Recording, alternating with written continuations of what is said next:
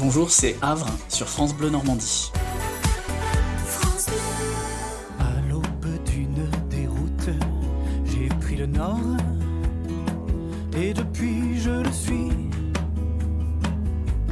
méthodiquement. Havre, notre invité sur France Bleu Normandie dans la nouvelle scène normande, qui navigue aujourd'hui entre Le Havre et Concarneau. Alors, c'est déjà un peu dans le nom de ton pseudonyme, hein, et tu nous le dis depuis le début de la semaine. Tu aimes les ports. Si on parle de tes références musicales, alors on sait que tu aimes les ports. Si on parle d'artistes, tu me dirais plutôt lesquels? Je dirais qu'il y a... En tout cas, moi, je suis un songwriter français, un auteur, compositeur, interprète. Et donc, j'ai un grand amour pour les textes de chansons. Vraiment, j'ai une passion pour écrire des textes de chansons. Ouais. Et du coup, mes grandes inspirations, c'est, j'ai envie de dire, ce que j'appelle des poètes songwriters. Alors, en Normandie, il y en a un grand, mais qui est décédé il y a quelques années, qui m'a énormément inspiré dans l'écriture de chansons, c'est Alain Leprest. C'est peut-être Mozart, le gosse qui tambourine. Ensuite, l'auteur, compositeur, interprète qui, je pense, m'a le plus influencé ou qui m'inspire le plus ou qui m'épate le plus, c'est Bertrand Belin. Je viens d'une longue lignée d'ivrogne, trouble fête, gâcheur de noces. Et puis ensuite, en toute jeune aussi, il y a Loni, je ne sais pas si vous connaissez, une autrice, compositrice, interprète qui écrit Le froid et les ciels blancs, je t'en... En fait, c'est des chansons, on va dire, c'est pas des chansons narratives, descriptives, c'est des chansons un peu poétiques, d'évocation, où on installe des univers, et avec, en essayant de mettre autant de soin sur la musique que sur les paroles. Donc voilà un peu l'univers. Et puis en anglais, j'ai aussi des références en anglais. J'aime beaucoup Bill Callahan, Ouais. qui est un songwriter américain, un peu un nouveau Leonard Cohen. Et puis il y a aussi une anglaise qui vit à Paris, qui s'appelle Kate Stables, qui a un groupe qui s'appelle This is the Kit, qui joue assez souvent en Normandie. Donc voilà, des références de gens dont la poésie m'inspire et qui essayent de faire de la belle musique. Je dirais que c'est de la chanson folk, autour de la poésie. Tous les titres du premier album sont prêts, j'imagine. Depuis combien de temps, en fait, là, tous ces titres donc, qui composeront cet album qui sortira en début d'année prochaine, tu les as dans ton pantalon depuis quand? De certains depuis pas mal d'années, puisque c'est un premier album. Je ne sais pas si c'est toujours le cas, mais je pense que dans un premier album, on rassemble des chansons qui sont presque des vieilles compositions, déjà certaines qui ont une dizaine d'années, mais qu'on a mûri, et puis d'autres beaucoup plus récentes. Et effectivement, j'ai les 11 titres, quoi. Les 11 titres sont choisis. Et il y en a 3 qui sont déjà enregistrés, que j'avais enregistrés d'ailleurs pas très loin de Rouen, à Sigy-en-Bray. Et il y en a 8 encore qu'on va enregistrer très précisément entre le 30 septembre et le 5 octobre. Et on va les enregistrer justement dans ma région un peu de cœur et d'origine. On va les enregistrer à Vatetot-sur-Mer, entre Fécamp et Étretat, avec Sylvie.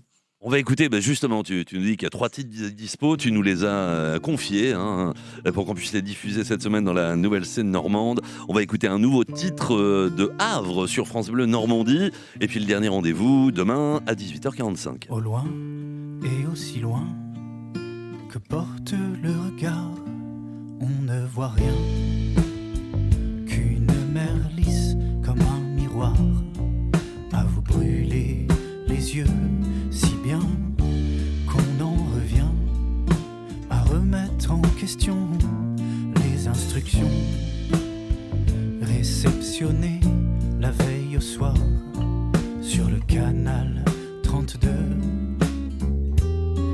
Oh oui, un plaisancier, un plaisantin, qui sait. Oh oui, un commandant incommodé. On ne saura jamais. Devant, pas plus devant. Aujourd'hui que la veille, rien d'inquiétant qu'un clapot triste et entêtant à vous glisser le front.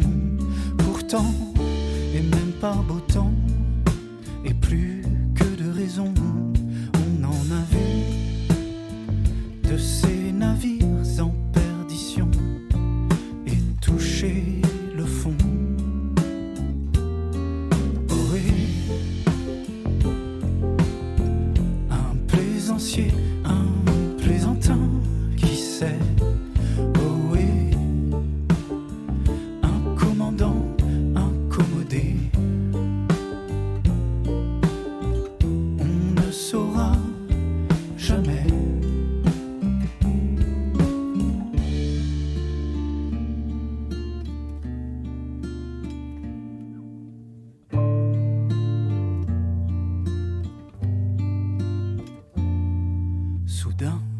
la forme d'un gréement mis à la cape surgit au loin et se dessine sous notre cape à 1000 ou 2 à bord. De prime abord, pas une âme qui vive, pas un marin, ni même un chien au bastingage pour hurler naufrage. Oh oui,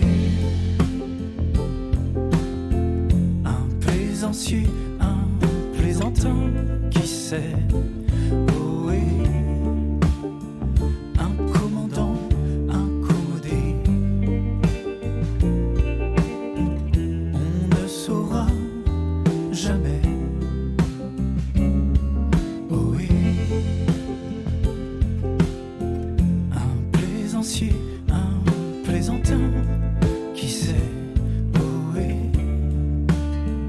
un commandant incommodé. On ne saura jamais.